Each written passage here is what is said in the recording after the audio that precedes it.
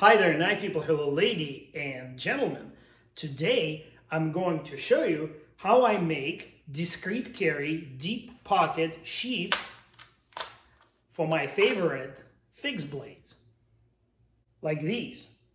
And I mean blades of any size within reason. And let me assure you, you do not need to have advanced Kydex molding skills, and you will be able to do this with the tools and implements that you already have in your house.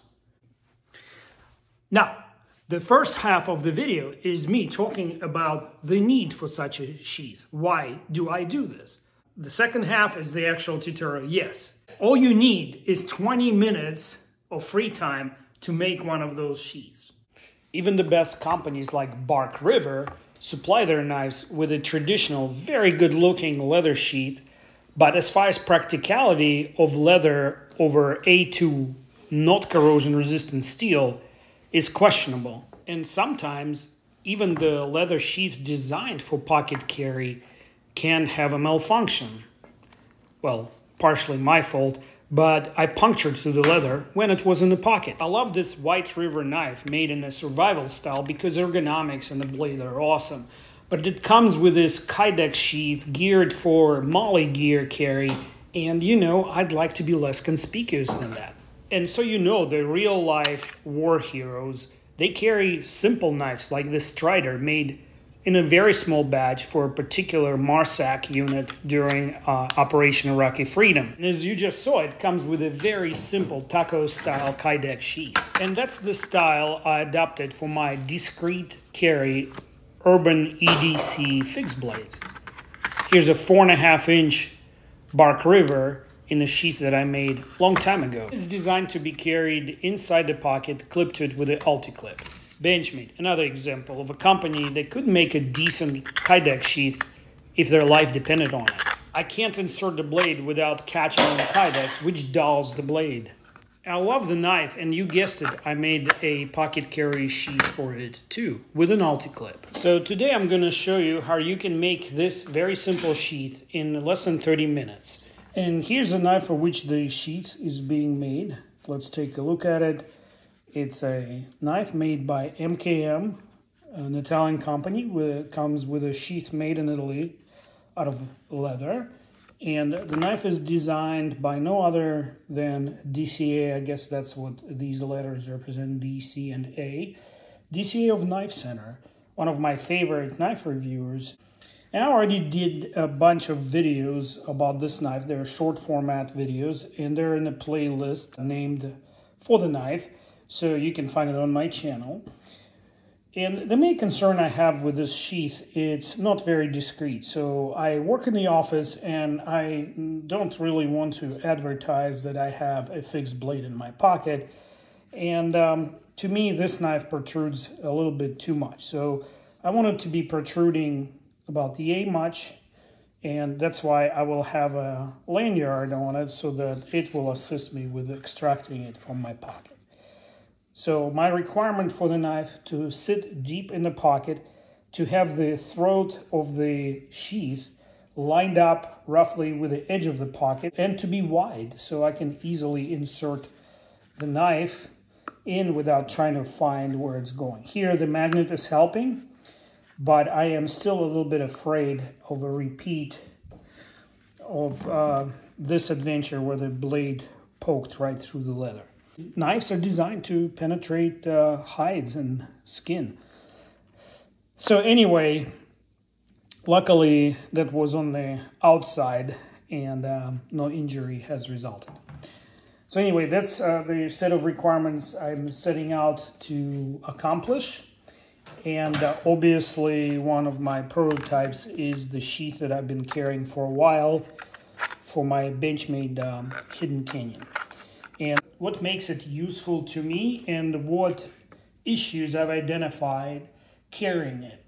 What's useful in this sheath to me personally is the fact that it prints in the pocket as if I was carrying a cell phone. So it doesn't give me a clear outline of the knife in the pocket. See, this is an old phone of mine.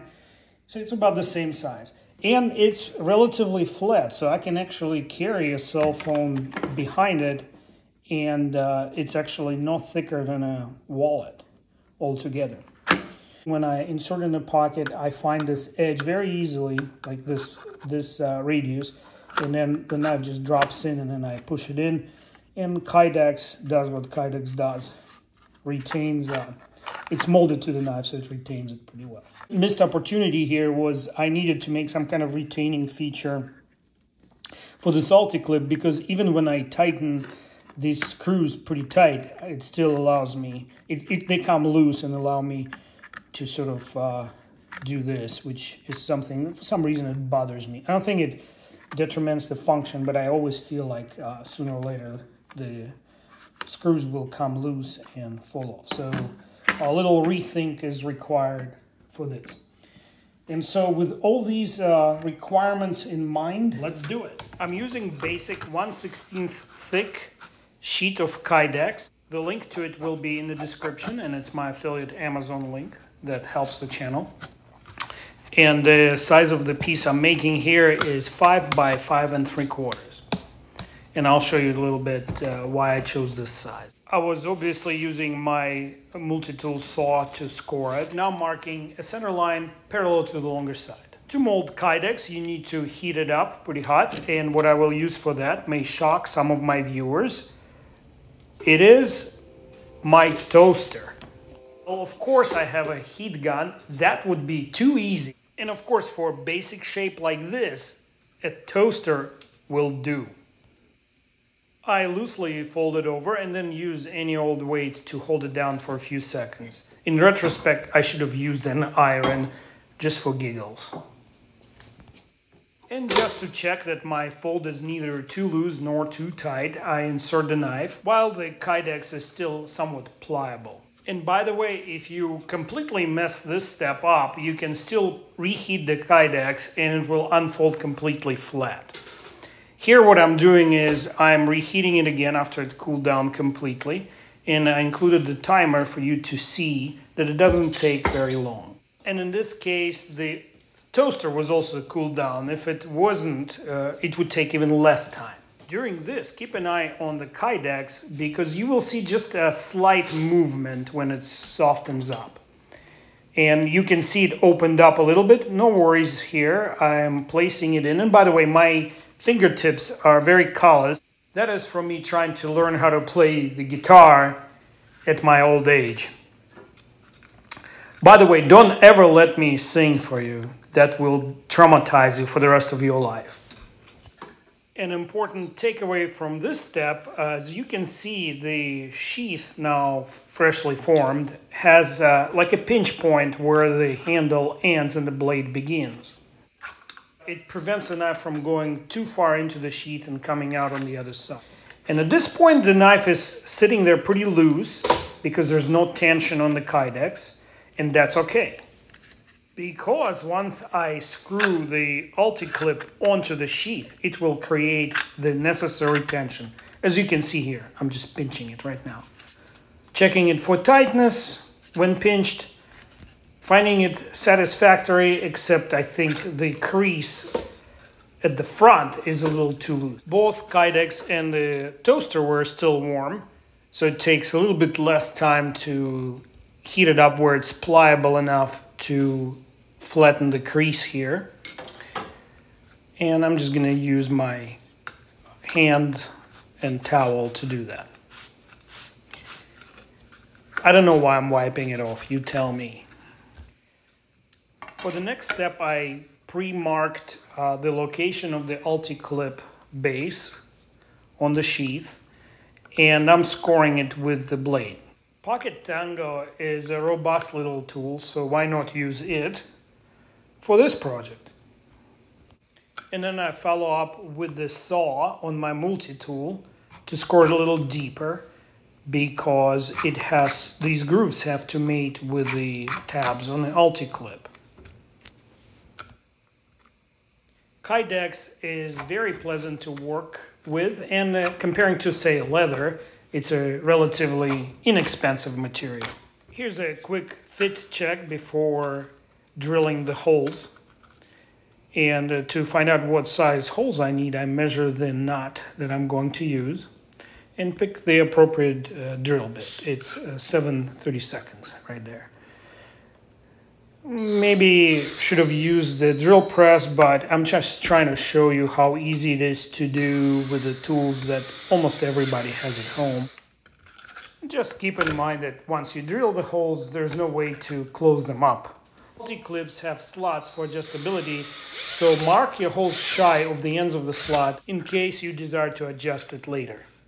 I have a bag full of multi-clip hardware, and that includes rubber washers. Rubber washers have to be on the nuts first. They will be on the back side of your sheath. And these have a dual purpose. First of all, they compensate for material being a little bit too thin. And secondly, they serve as a split washer or thread lock, putting tension on the thread so they don't loosen up later. And I'll use this moment to let you know that I'm an independent channel. I'm not sponsored by knife makers or knife sellers.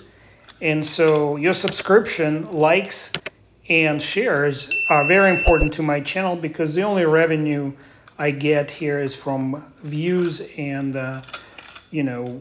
if I provide an affiliated link to an item on Amazon, it also helps a little bit. Sorry about the rattle here, it's just because the multi-clip is not locked. The rattle goes away once you clip it to the pocket, in case you never used one.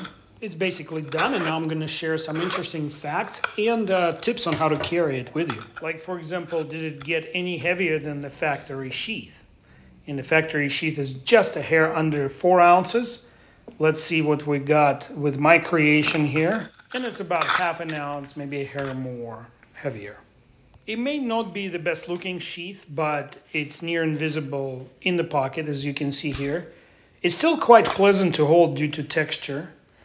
The knife comes out very easily, drops right in. You push it in, now it's secure. Pop it out. To me, it worked out pretty well. Let's do a quick comparison with a factory sheath. Here it is. And let's put the DCA knife into the CBR sheath and show it to our viewers. See, I'm setting the throat of the sheath a little higher here. Bam. Just like that. Not very conspicuous. In this setup, the use of lanyard is helpful. For those of you who would set dead against the use of lanyard, just mold your sheath so the knife sits higher. In fact, you can always redo it the other way. And for survivalists here, here's another option which you cannot do with this factory sheath, or at least not easily. This is a piece of old bicycle tire tube. Cut yourself an 1¼ inch wide strip and then simply put it on the sheath, like so. And now you have a convenient way to carry something else, like a lighter or ferro rod. And the reason you could not do it with a factory MKM sheath is because even if you were able to attach the bicycle tube to it, the item that you would carry there would interfere with the magnetic, locking system here. And putting it on the flip side would make it pretty uncomfortable in your pocket. And this way you can carry pretty much any small item, like a small flashlight, credit card, ID, hunting license, whatever comes to your mind. And speaking of carrying, you can easily fit a wallet in the pocket still with a sheath and a knife. It's not too hard to get to it. And that was important to Dave Anderson when he designed this knife.